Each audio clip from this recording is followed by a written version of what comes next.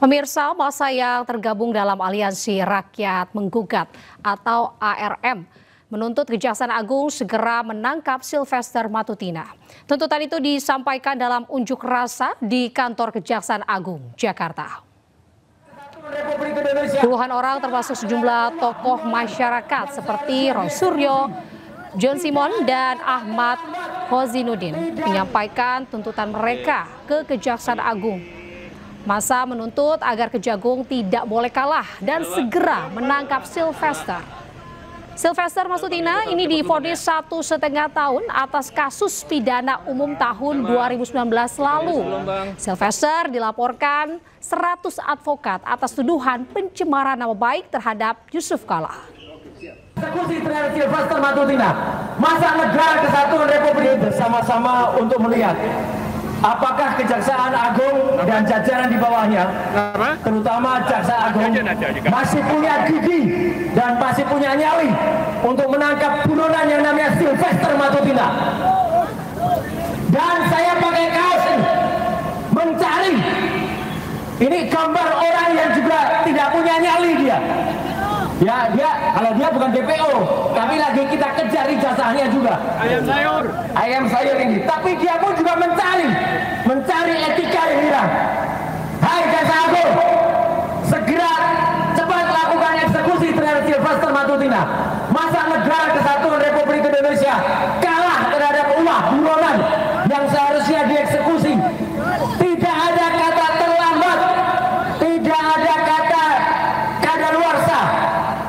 Pemirsa, anggota DPRD Gorontalo Wahyu Moridu ini yang berbicara kata-kata tidak pantas saat berkendara bersama seorang wanita di dalam mobil, meminta maaf dan siap terima segala konsekuensinya. Pihak Badan Kehormatan DPRD Provinsi Gorontalo menyatakan Wahyu dalam kondisi mabuk. Tujuan kita hari ini, Bos? Kita hari ini menuju Makassar menggunakan uang negara. Kita rampok aja uang negara ini kan. Seorang anggota DPRD Gorontalo melontarkan pernyataan kontroversial. Membawa hugel langsung ke Makassar menggunakan uang negara. Siapa Ji? Wahyudin Moridu.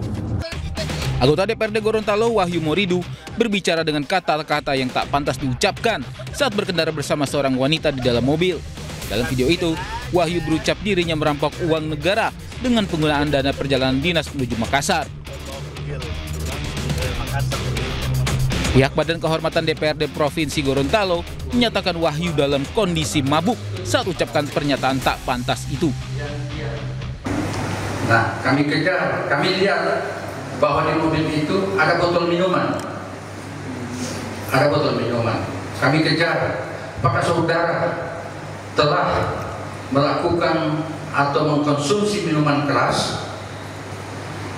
Yang bersangkutan menyampaikan bahwa dari tadi malam dia minum minuman keras sampai besok paginya itu ke bandara dia masih kondisi tidak sadar, artinya dalam keadaan mabuk.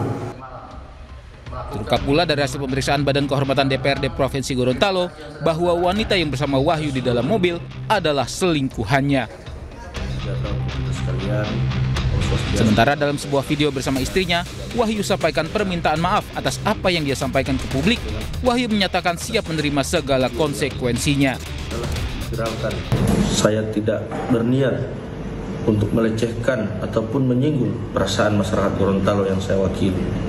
Semua ini murni kesalahan saya, Bapak dan Ibu sekalian, dan atas kejadian ini dari hati yang paling dalam saya mohonkan maaf kepada Bapak dan Ibu sekalian. Selanjutnya, Bapak dan Ibu sekalian, apapun konsekuensi yang ditimbulkan atas video ini, saya, keluarga, dan teman-teman dekat, saya memohonkan maaf dan saya bersama istri saya siap menanggung konsekuensi yang ditimbulkan atas video ini.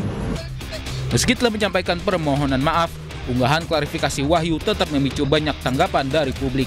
Dari Gorontalo, Nur Faizi, iNews melaporkan. Kita ke informasi selanjutnya pemirsa, penolakan sirine, strobo dan rotator ilegal di jalan ramai di media sosial. Gerakan yang diberi nama Stop Totot Wukuk ini berawal dari kemarahan warga kepada pengguna jalan yang gunakan strobo tidak sesuai peruntukan.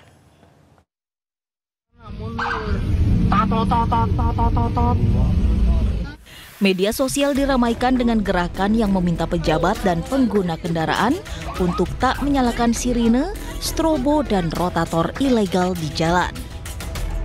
Gerakan yang diberi nama Stop Totot Wukuk ini berawal dari kemarahan masyarakat yang menggunakannya tidak sesuai peruntukan. Terkait hal ini, Gubernur Jakarta Pramono Anung menyatakan aturan penggunaan sirine dan strobo telah diatur pemerintah pusat. Jadi untuk itu aturan ini kan semuanya yang ngatur sebenarnya pemerintah pusat. Kami hanya menjalani. Saya sendiri, teman-teman pasti melihat selama saya menggunakan mobil patwal hampir nggak pernah tato-tato. Apalagi Sabtu Minggu saya juga nggak pernah dikawal. Jadi saya menikmati malah nggak dikawal sebenarnya. Penggunaan lampu rotator diatur dalam Undang-Undang Nomor 22 Tahun 2009 tentang Lalu Lintas dan Angkutan Jalan atau LLAJ dan hanya boleh digunakan oleh kendaraan tertentu seperti polisi, ambulans, dan pemadam kebakaran.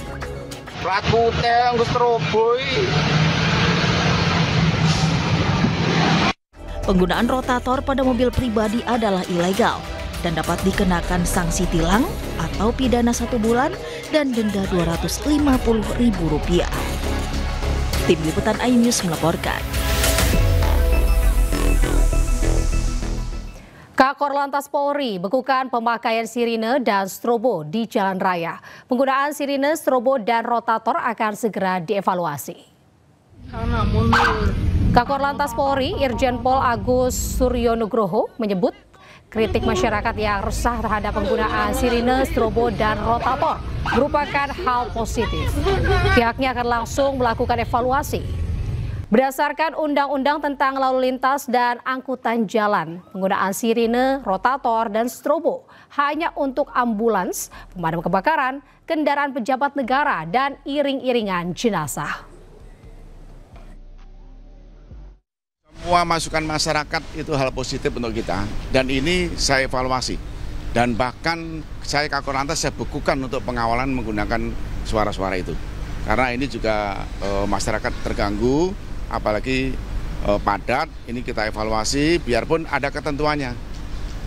Pada saat kapan menggunakan sirine, termasuk tatot, dan ini saya terima kasih kepada masyarakat untuk Kakor Lantas sementara kita bekukan. Semoga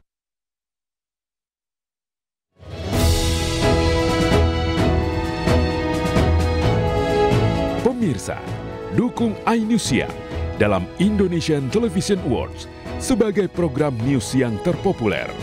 Caranya mudah, follow akun Instagram @IndonesianTVAwards. Kemudian pilih postingan kategori untuk vote, like postingan tersebut. Vote dengan cara komen di postingan kategori yang ada dengan format #VoteITA2025 spasi kode nominasi. Satu akun hanya berlaku untuk 1 kali vote per kategori per hari. Anda dapat melakukan vote kembali keesokan harinya. Periode vote berlangsung mulai 6 sampai 27 September 2025 hingga pukul 23:59.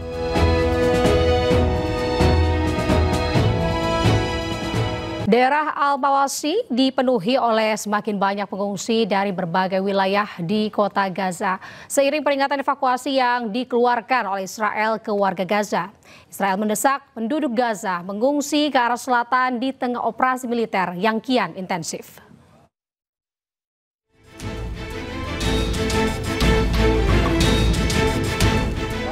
Daerah Al-Mawasi di Khan Yunis, Gaza Selatan menjadi penuh sesak karena semakin banyak pengungsi yang berasal dari beragam wilayah di kota Gaza mendirikan tenda-tenda pengungsi. Nampak deretan panjang tenda memadati kawasan tersebut. Sementara para pengungsi terlihat menata barang-barang pribadi dan mengisi karung dengan pasir untuk perlindungan. Warga Gaza pun mengeluhkan kondisi di lokasi pengungsian, mulai dari tidak adanya dapur umum, minimnya stok air, hingga tak ada tempat berteduh.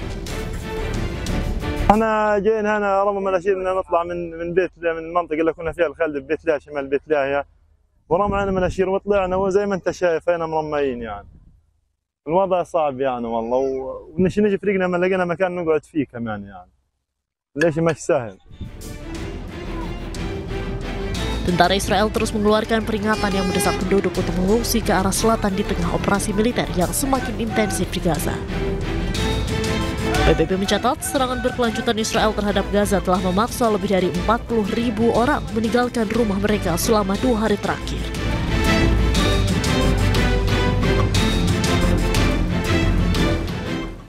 Pemirsa, ratusan keluarga di Gaza berbondong-bondong mengungsi ke selatan kota Gaza. Lebih dari 40.000 orang mengungsi secara paksa dalam 2 hari terakhir akibat serangan Israel yang semakin intensif.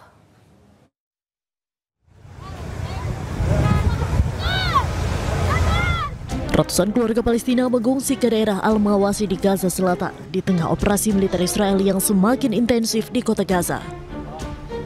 Nampak kerumunan orang berbondong-bondong menyelamatkan diri dengan berjalan kaki dan menggunakan kendaraan. Jalanan pun dipadati oleh mobil dan truk-truk pengungsi yang penuh dengan barang bawaan. PBB mencatat lebih dari 40.000 orang telah mengungsi secara paksa selama 2 hari terakhir karena Israel terus membombardir Gaza. والله أصعب من هيك ظروف ما مرة ولا عمره حتمر. اللي صار معنا اليوم إن الوضع صعب في غزة صار أصعب مما تتصور. فوق الخيال. يعني أنت بتخيل فوق الخيال. على هول المنظر والناس اللي بتهاجر. Sementara itu, Organisasi Kesehatan Dunia atau WHO menyampaikan operasi militer Israel yang sedang berlangsung di Gaza Utara memicu pengungsian massal baru. WHO terus menyerukan agar kondisi yang tidak manusiawi di Gaza dapat segera diakhiri.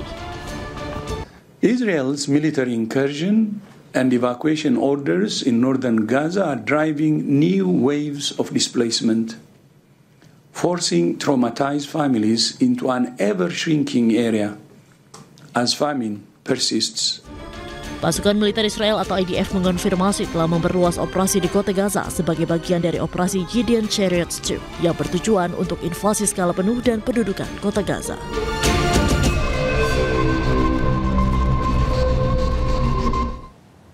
Pemirsa, langgar gencatan senjata Israel kembali menyerang bangunan di desa Kafar Tebit di Lebanon Selatan yang diklaim sebagai bangunan militer Hizbullah.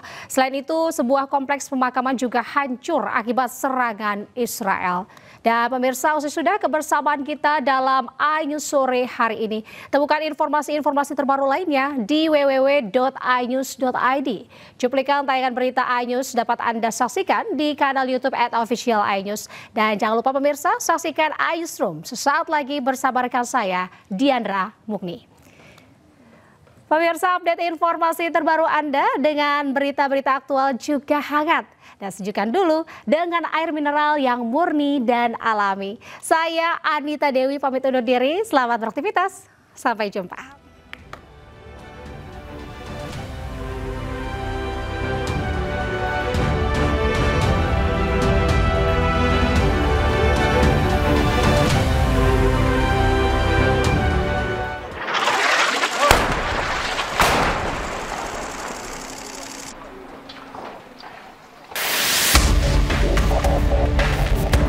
Inilah detik-detik serangan Israel yang menargetkan sebuah bangunan di desa Kfar Tibnit di Lebanon Selatan.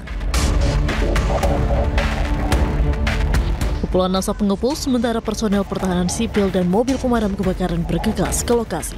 Serangan terjadi setelah IDF mengeluarkan peringatan evakuasi kepada penduduk untuk menjauh setidaknya 500 meter dari bangunan yang mereka klaim digunakan oleh Hizbullah. Sementara di daerah Burj Kalawih, serangan Israel menghancurkan rumah-rumah dan memporak-porandakan kompleks pemakaman. Pasca serangan, penduduk setempat mengangkat puing-puing dari kuburan, memilah-milah reruntuhan, serta memeriksa rumah dan kendaraan yang rusak.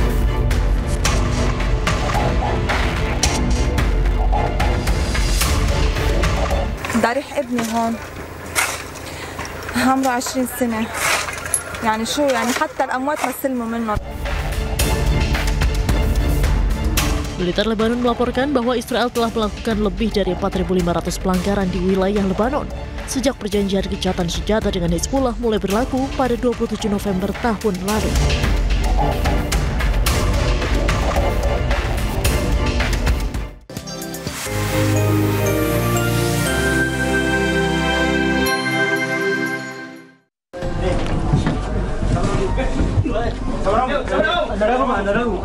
Aparat Resmo Polda Sulawesi Selatan menggerebek tempat persembunyian seorang pencuri spesialis kamar kos mahasiswa di wilayah Mariso, Kota Makassar, Sulawesi Selatan. Pelaku yang tidak menyadari kedatangan polisi tidak bisa berbuat banyak dan hanya bisa pasrah.